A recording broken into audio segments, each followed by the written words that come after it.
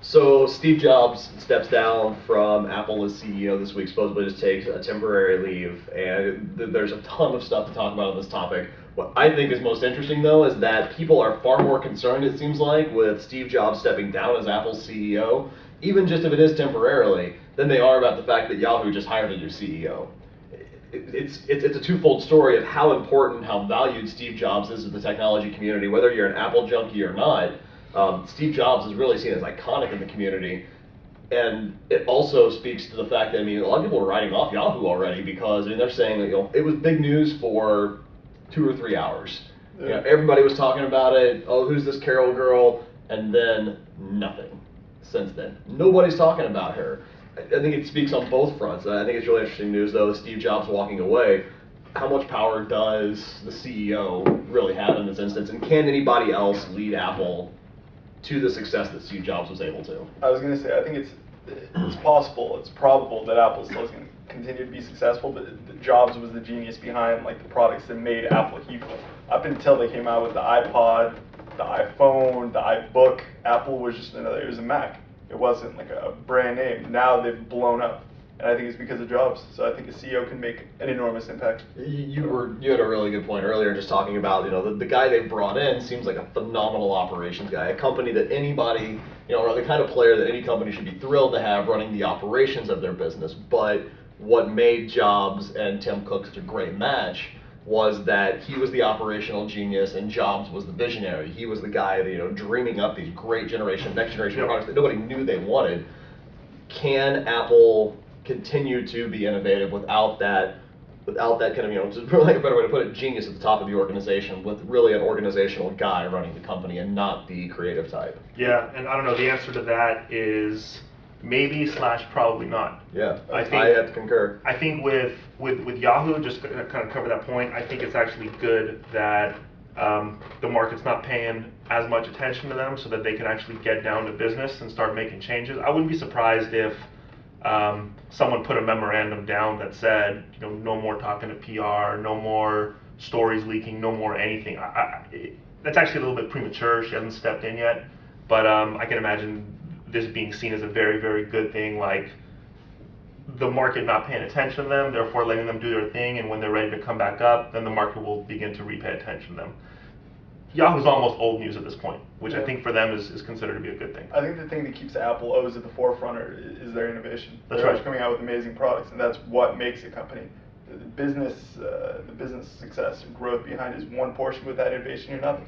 Yeah. So I think what made Steve Jobs and Tim Cook such a good team is Steve Jobs focused on the design, the innovation, the marketing, driving prices up for Apple products. So focusing on the top line. Tim Cook focused on the bottom line. So what made them an amazing tag team is they were able to charge top dollar prices while keeping their operations as low as possible. You lose Steve Jobs, you lose that ability to keep the top line super high unless they can somehow continue that or replace that. Profits will continue to still be there because the operations costs will still be low. It's just a matter of, can they keep that design going? Can they keep that exclusivity of Apple high? And the answer to that is probably maybe.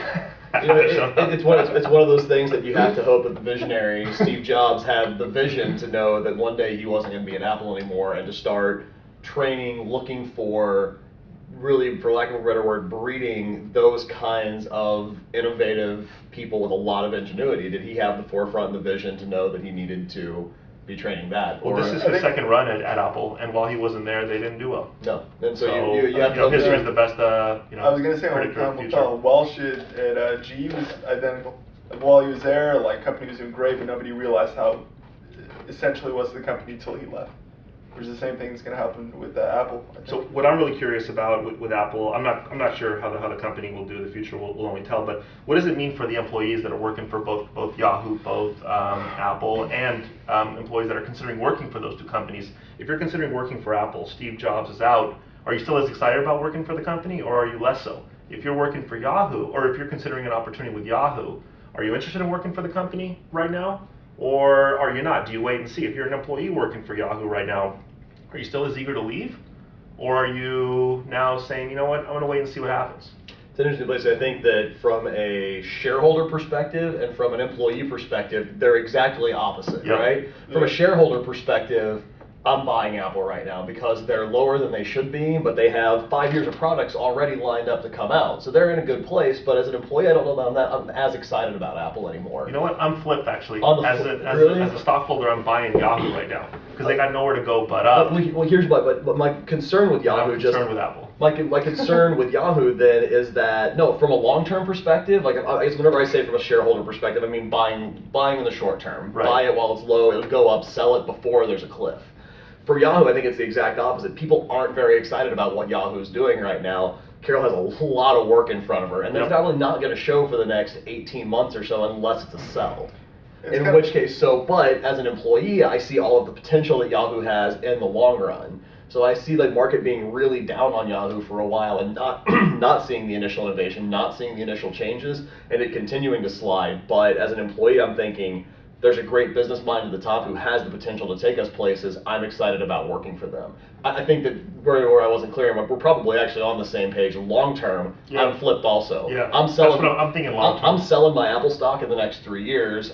Probably maybe with that money at the end of 2.5, 3 years, maybe I'll sell my Apple stock and buy some Yahoo. See, I think Carol's a smart woman. I think she knows the importance of a big PR win. She's not going to go underground for 2 years right now. I don't see it happening. I see her coming in. And although focusing on the bottom line and the fixing and the reorging and whatnot, I see her going for a real quick PR win just to get some sort of positive vibe going with Yahoo, because she knows that the replacement of some of the people they're going to be letting go is going to be super important, and good vibe, good kind of looking good in the eyes of is important. I see her going for that. From an employer, I think it depends. If you want to join a company that's an underdog and try to help it go to the top, it's old adage we used to tell the candidates, or do you want to join a company that's already at the top and just keep it up there? That's right. Both are challenging in their own respect. Yeah, exactly. And that's kind of like Apple, you're already at the top. Do you want to keep it up there? Do you want to join Yahoo and bring it back up to its former glory? I'm interested in hearing from people that work for Apple and Yahoo, people that are considering working for Apple and Yahoo. What are your thoughts on the topic?